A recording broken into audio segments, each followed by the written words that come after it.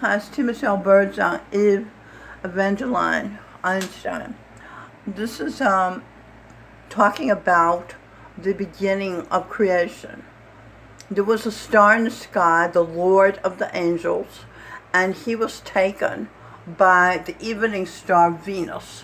That's Bob Dylan was taken by the evening star.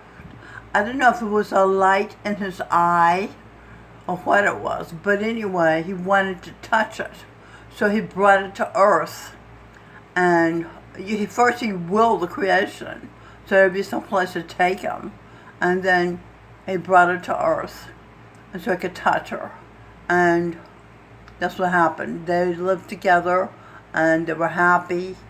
Then Adam and Eve, not Adam and Eve, Adam and his wife Lilith ate the raw animals and became animals, so they were not fit for the human world, the physical plane, so they had to go leave paradise and go down to the animal kingdom.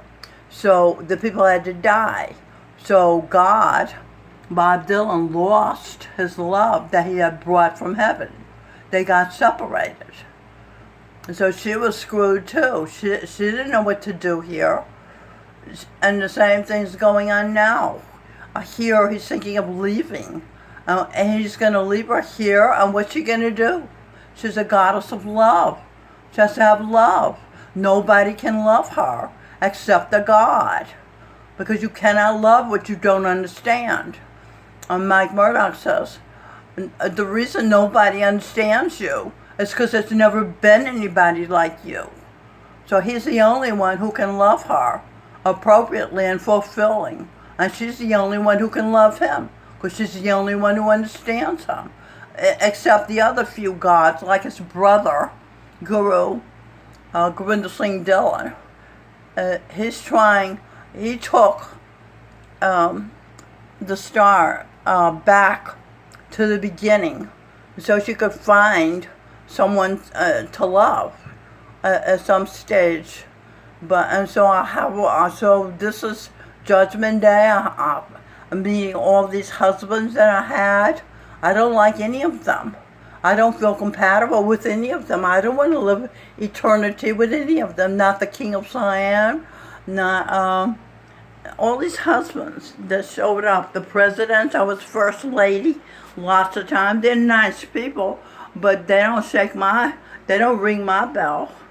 My mother tried to abort me, and she said, I told me when I was 4 years old, she said, the only reason I stopped the abortion was because my ears began to ring like dinner bells. So I was looking at Bob Dylan's, an article about him winning the Nobel Prize. And I looked at the word Nobel. N for Dylan, O for ordered, bell. He rang the bell that got me alive, that stopped the abortion. And Govinda Singh said he's here to see that people take responsibility. So I don't want to be an imposition on anybody, but if you brought me here, which you did, I don't think you should leave me here. And this, besides, there's no place better than this. The Christian teaching about heaven being somewhere else is not true. This is heaven and hell. This is the human, like you said in the song, build a ladder to the stars and climb on every rung. I did that. I'm now in hell, the bottom rung. I've been at all the levels. I climbed all the rungs. The top rung is a human being rung. And that's it. After that, it's downhill. It's the animal kingdom, the plant kingdom, the invisible kingdom where you have no body at all, and your soul goes into people's mouths when they open, or they step on your soul because you have no body.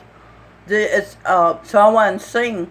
I wanted to see Guru said, below the eye center, and this is the eye center. And you sent me. Is untold misery because they can't talk.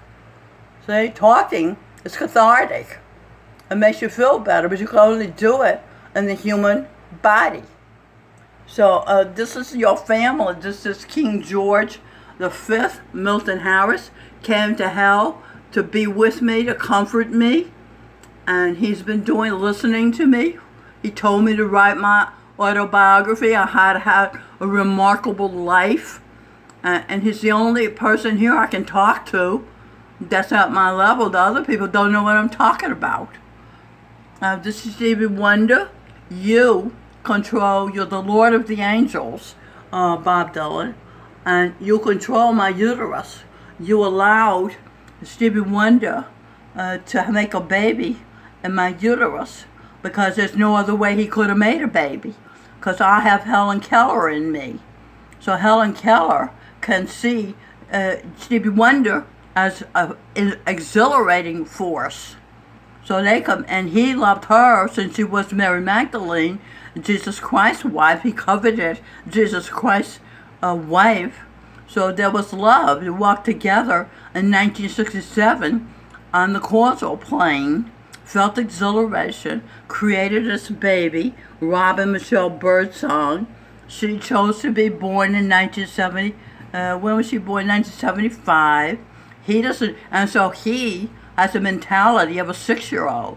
So instead of spending his life enjoying the love of his wife, who he has wanted to be his wife since she was Jesus Christ's wife, and his child, his only child, he spent his life with her husband. That's our stupid, no offense, but that's what happens when you can't see what you're doing. He spent 45 years being close buddies with Edwin Birdsong. He evicted me from his house. And I'm the one that got him all the money, because Johanna Vagoda said he was my husband in a past life. And he said, he's a Joni Mitchell fan. He never heard of Stevie Wonder's music. He said to me, do you think Stevie Wonder, and Edwin, do you think Stevie Wonder can cross over from soul singer to pop star, big money? I said, of course. He's a musical genius. See that Helen Keller coming out? Because he has sang Cherie Amour. You little thing that I adore, how I wish you were mine. That's how he felt when he was with Jesus Christ. You see that? So Edwin didn't say anything because he's a jazz fan. He didn't know what to say about it. So anyway, Vagoda took him on, made him rich, hooked him up with the Rolling Stone audience and got him all those white people fans. I made him rich, okay? So what's he do? He doesn't even take care of his own daughter. I had to struggle to take care of his daughter and Bob Dylan's son, sing Birdsong.